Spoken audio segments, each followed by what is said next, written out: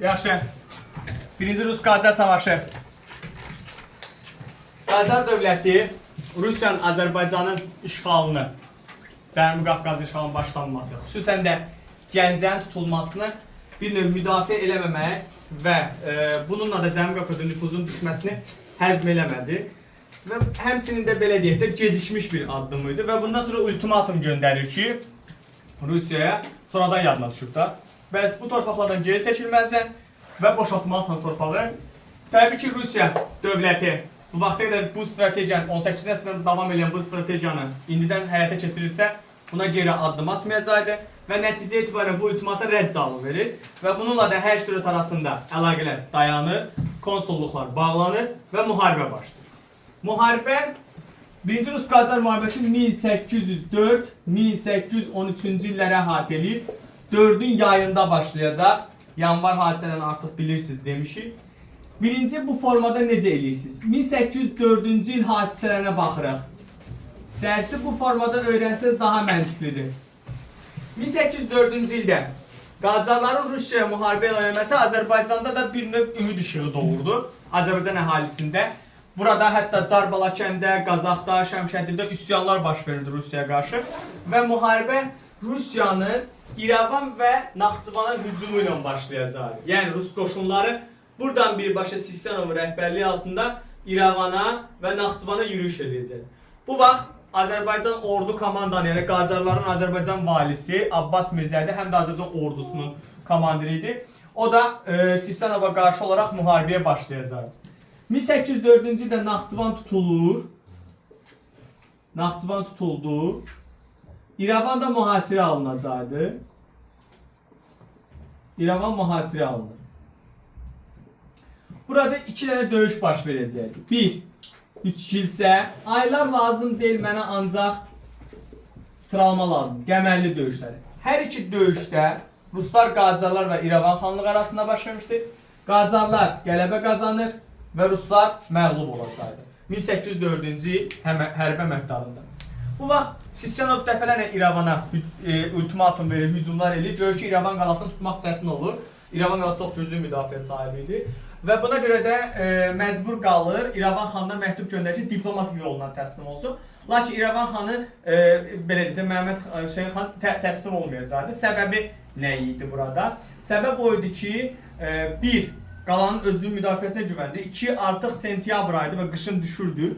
Qış düşdüyü üçün ərzaq çatışmamazlığı var idi. Həmçinin İrəvan xalqı da, İrəvan deməkdə orada Qərbi Azərbaycan xalqı deyə, Qərbi Azərbaycan xalqı taxılı gizlətmişdi və Ruslara tamamilə taxıl satılmırdı.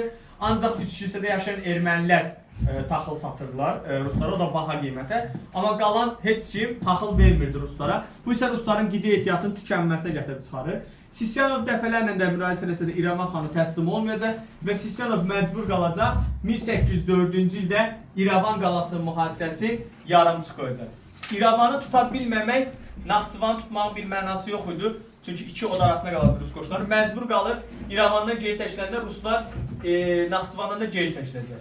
Sisyanov geri çəkildikdən sonra 1804-cü ildə geri qaydada Gürcüstanda, Carbəlakəndə və Qazaxda üsyanları yatıracaqdı və bu üsyanlar hamısı Ruslara qarşıdır və bu üsyanlar yatırılır. Bundan sonra o istiqamətini tamamilə şərqə doğru, yəni artıq İrəvan Naxçıvana əl çəkir və şərqə doğru istiqamətləndirəcək. 1805 hadisələrə gəldiyimizdə isə birinci gəlir bir növ İbrahim Xəlixana məktub yazır Qarabağ xanına ki, bəs mənim təslim olma təklifimi qəbul edən. İbrahim Xəlixan isə bunun üçün Xan Şurasını toplayacaqdır. Xan Şurasında Sisyanovun tələbləri qəbul edilmir, rədd edilir. Amma İbrahim Xəlixan Sisyanovun təklifini qəbul edir. Bunun səbəbi nə idi? Bunun səbəbi o idi ki, İbrahim Xəlixan həm xanlığın daxilindəki olan məlikləri, separat məlikləri aktivləşməsinin qarşısını almaq, yəni onları neytrallaşdırmaq, həm də Sisyanov ona demişdi ki, mən sənin daxili müstəqillik saxlanmasına icazə verəcəm, ona görə də sən gəl mənə təslim ol. Bundan paraleldə bu ərəfədə də, bu proseslərin ərəfəsində də İbrahim Xəlixan Qacarların Qarabağa hücumun qarşısını aldığı üçün İbrahim Xəlixanın nüfuzu Rusların yanında artacaq. Və 1805-in may ayının 14-də bağlanan Kürəkçay müqaviləsinə görə Rusiya Qarabağı işğal edib Qarabağın daxili müstəqilliyi saxlanılır, xarici müstəqilliyi itirilir. Xan sədaqət əlaməti olaraq Tiflisə girov göndərəcəkdir, Rus qoşunları Qarabağa yerləşdirəcəkdir və 8000 çervon məbləğində xərac verəcəkdir. Altlı öhdəliyi ilə Kürəkçay müqaviləsinin saydıqlarının hamısı oxşar cəhət versəz də, bir dənə təzminat xərac məsələsində siz belə deyək də, ipəklə xərac verilməsi Carbalaçana verirsiniz, pulla xəracı isə verirsiniz Qarabağa. Ona görə də fərqli cəhət odur. Qalan bütün maddələr eyni olacaq. 1805-ci ildə Qarabağ Kürəkçay ilə gedir, tutulur. Sonra eyni müqaviləni mayın 21-də Şəki imzalayacaqdır və Şəki xanlığı da Rusların tabeliyinə keçəcəkdir. 1805-də 2 döyüş olacaqdır. Birincisi Şahbulağı və Zəyəm döyüşləri. Qacar qoşunu Şahbulağa gəlir, hücum edir Şahbulağa. Şahbulağı mühasirə alır, Rus qoşunları məğlub edir. Amma Şahbulaqdakı Rus ordu komandanı görür ki, vəziyyət gərgində özü qaçacaqdır, amma qalanı təslim edəcəkdir. Bundan sonra irəliləyir, yəni Şahbulaq qalası buradadır, Qarabağdadır, bilirsiniz. Bundan sonra irəliləyir Qazax istiqamətinə və Qazax istiqamətindən bura gələcək və burada xalqı üsyana təhrik edəcək ki, bəs siz qalxmalısınız Ruslara qarşı, bizimlə birlikdə vuruşmalısınız, eləməlisiniz. Bu proses belə davam edir, lakin Zəyəm döyüşündə Abbas Mirzə məğlub olacaqdır, hətta yaralanır. Buna görə qoşunlarını Xudafərin körpüsünə, yəni Cənubi Azərbaycana qədər geri çəkəcək. Beləliklə, 1805 hərbi əməliyyatlarında Ruslar mövqelərini, Azərbaycanda mövqelərini möhkəmləndirəcəklər, Qarabağ Şəkidə mövqeyi möhkəmləndirir, Qacar isə mövqeyi zəifləyəcək. Bundan sonra 1805-in sonlarına gəldiyimizdə növbə Şaman xanlığına çatacaqdır. Şaman xanlığı həm xanlıq ərazi cəhətdən çox güclü idi, böyük idi və mərkəz idi. Ona görə də Mustafa xana məktub yazır Sisyanov ki, bəs sən də gəl Qarabağ Şəki kimi bizə qoşul və sənin daxili müstəqilliyi saxlayıb. Lakin Şaman xanı Mustafa xan başqa cür tələbələrə sürür. O hansı tələbələrə sürəcəkdir? 1. Bütün xanları verirsən mənim idarəmə. 2. Mən heç bir pul ödəməyəcəm. Sən mənə maaş ödəyəcəksən. Və mənim daxili müstəqilliyi, 3. Mənim daxili müstəqilliyi saxlayacaqsan. Bu tipli tələbi irəli sürməsinin səbəbi Şaman Mustafa xanın düşünürdü ki, Qacarlar qələbə qazanacaq və müharibə Qacarların xeyrinə bitəcək. Ona görə vaxtı uzatmağa çalışır. Sisyanov təbii ki, bununla razılaşmayacaqdır və 1805-ci ildə Şamaxıya qoşun yeridəcək. Bu qoşun yeridərkən Şamaxı ilə ədavəti olan Şəki xanlığı bu məsələyə qoşulacaqdır, bu Sisyanovun bələddə. Bir də Cavad ərazisində Şamaxı ilə düşmən olan Qarabağda Rusların yanına gələcək. Ədavət düşmənçilik. Mustafa xan Fit dağına çəkilsə də, qüvvələrin ondan qarşı tərəfin qüvvələrin çox olduğunu görərək 1805-in dekabrında Rusiyanın tərkibini daxil olacaq. Şaman xanlığı da işğal edilir. Beləliklə 1805 hərbi əməliyyatlarında Qarabağ, Şəki və Şamaxı tutulacaqdır. Bundan sonra növbə Bakı, Dərbənd, Quba və Lənkərana çatacaqdır. Sisyanov Şamaxı işğalı ərəfəsində elə 1805-ci ildə Bakıya desant göndərmişdi. Desant sözü yəni həm havadan, həm də dənizdən ordunun quruya çıxarılması deməkdir. O dövrdə hava olmayacaq, dənizdən çıxarır. Lakin Hüseynqulu xan Sisyanovun göndərdiyi desantı Abbas Mirzə və Quba xanı, Şeyxəli xanın köməyindən qarşısına alacaqdı və məğlub edib yola salacaqdı. 1806-cı ildə Sisyanov yenidən məktub yazır Bakı xanı Hüseynqulu xana ki, bəs təslim ol falan. Bu da deyir ki, yaxşı təslim olub, problem deyil.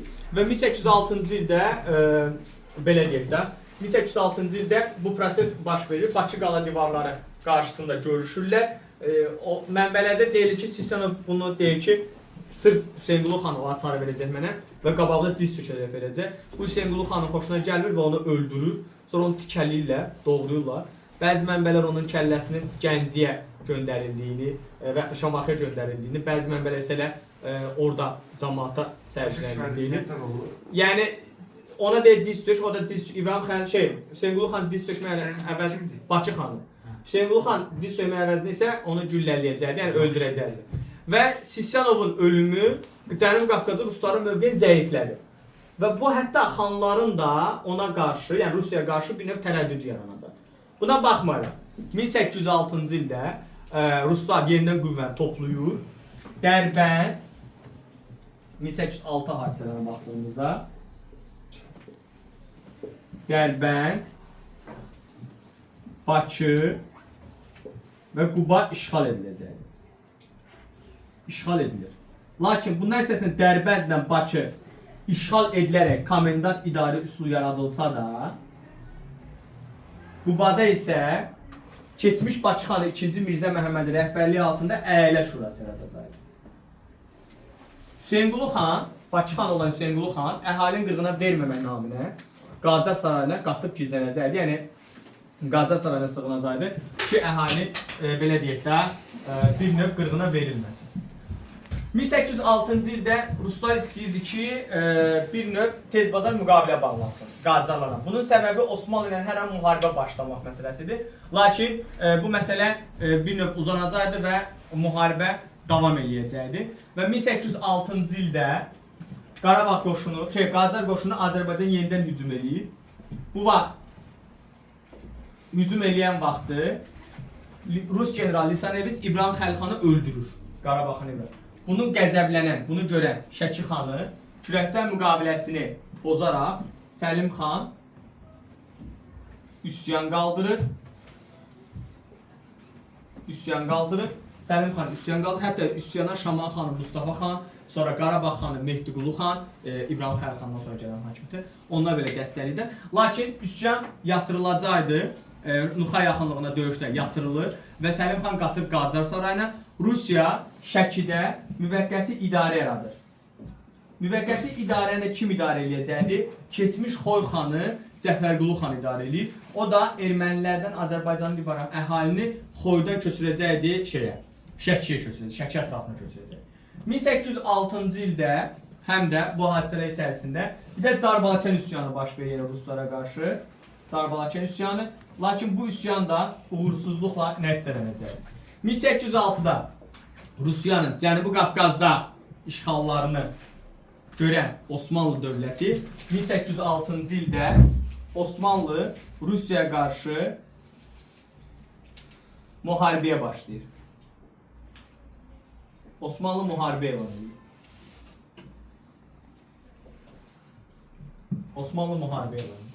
Osmanlı Rusiyaya qarşı müharibə elan edəcək ki, Cənubi Qafqazda. Lakin 1807 hadisələ baxdığımızda Gümrü döyüşü baş verir. Gümrü döyüşündə Osmanlılar məğlub olacaqdı, Ruslar qələbə qazanacaqdı və 1812 Osmanlı dərsində keçmişsiniz, Buxarest sülh müqaviləsi imzalanmışdı. O müqaviləyə görə Rusiya Cənubi Qafqazda işğalları Osmanlılar tərəfindən tanınacaqdı və həm də Dunay çayı sahilləri söhbətində bilirsiniz də orada keçmişi onlar da var idi.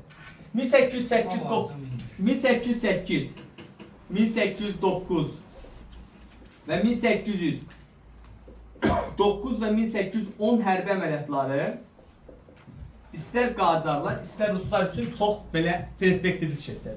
1808-9-da Rusiya İrəvanı yenidən mühasirə alır, amma tuta bilmir. 1809-10 əməliyyatları da Qacarlar istədilən əldə edə bilmir və bunlar 1810-da danışıqlara başlayır. Bu danışıqların baş verməsi ikinci əsas səbəbi də Rusiya istəyir ki, Qacarla müharibəni tez qutarsın. Avropada Napolyon məsələsi qızışacaqdı, söhbət çox ağır olacaqdı. İndi onu gəzetməsi keçəcək. 1810-cu ildə danışıqlara oturdular. Lakin bu danışıqlarda Lənkəran məsələsi əsas rol. Çünki artıq dediyimiz kimi Qarabağ, Şəki, Qarabağ, Gəncə, Şəki, Şamaxı, Quba, Dərbənd, Bakı işğal olmuşdu. Bir dənə qalmışdı Lənkəran. Növbə Lənkərandaydı. Lənkəran məsələsi düyünə salacaqdı məsələn. Niyə? Çünki Lənkəran Ruslar deyirdi ki, Lənkəran xanı Rusiyapərəst xandır. Ona görə Rusiya meyilli elədiyi üçün bizim yanımızda olmalıdır və müqavilə bağlanacaq, müqavilə Lənkəran bizim tabircimizdir. Qacarlar isə Lənkəran Ruslara vermək istəmirdi və müstəqilliyin qorunub saxlamasını. Niyə? Çünki Xəzər dənizində Ruslar möhkəmlənə bilərdi. Bu Qacarlar vasitəsilə bilavasitə İngiltərə maraqlarına zidd idi. Ona görə də danışıqlar 1810-cu ildə pozulur. Yenidən hərbi əməliyyatlar başlayır. 1812-ci ildə Sultanbud və Aslandüzü döyüşü olacaqdı. Sultanbud döyüşündə Qacarlar qələbə qazanır, Aslandüzündə isə Qacarlar tamamilə məğlub olur və darmadağın olacaq. Aslandüzündə darmadağın olduqdan sonra Qacarların qüvvəsi vuruşacaq, qüvvəsi demək ki qalmayacaqdı və müharibənin taleyi Aslandüzü ilə həll olunacaq. 12 dekabrında Ruslar Lənkəranı mühasirə alırlar. Bu vaxt Lənkərana müdafiəçisi Qacar qoşun komandanı Sadıq xan rəhbərlik edirdi. Lakin 1813-cü ildə Lənkəran xanlığı işğal edilir və orada tutulacaq. Beləliklə İrəvan, Naxçıvan istiqlal olmaqla bütün xanlıqlar Rusiya tərəfindən ələ keçiriləcək. 13-də 1-ci Rus-Qacar müharibəsini başa çatdıran Gülüstan müqaviləsi imzalanır. Gülüstan şərtlərinə görə İrəvan, Naxçıvan istiqlal olmaqla bütün şimal xanlıqları keçir Rusiyanın tabelindən. Rusiya Xəzər dənizində hərbi donanma saxlama hüququ əldə edir. Bu ikinci bir punktuydu. Üçüncüsü, Rusiya Qacar ərazisində güzəştli ticarət müqaviləsi, yəni güzəştli şərtlər əldə edəcək. Rus tacirlərinin güzəştli ticarət əldə etməsi Gülüstan müqaviləsini Peterburq deyirəm, Rəş müqavilələrindən və bir də Gəncə Səfərlərlə bağlanan Gəncə-Rəş müqavilə oxşar edir. Qacar ərazisində güzəştli ticarət bir növ belə deyək, güzəştli ticarət müqaviləsinin imzalaması, Qacar ərazisində güzəştli ticarətə imtiyazı sahib olmaq Rusiyanın 19-cu əsrin İngiltərəsinə oxşar cəhət eləyəcək. Başa düşdünüz? Bu da sizin dərsiniz.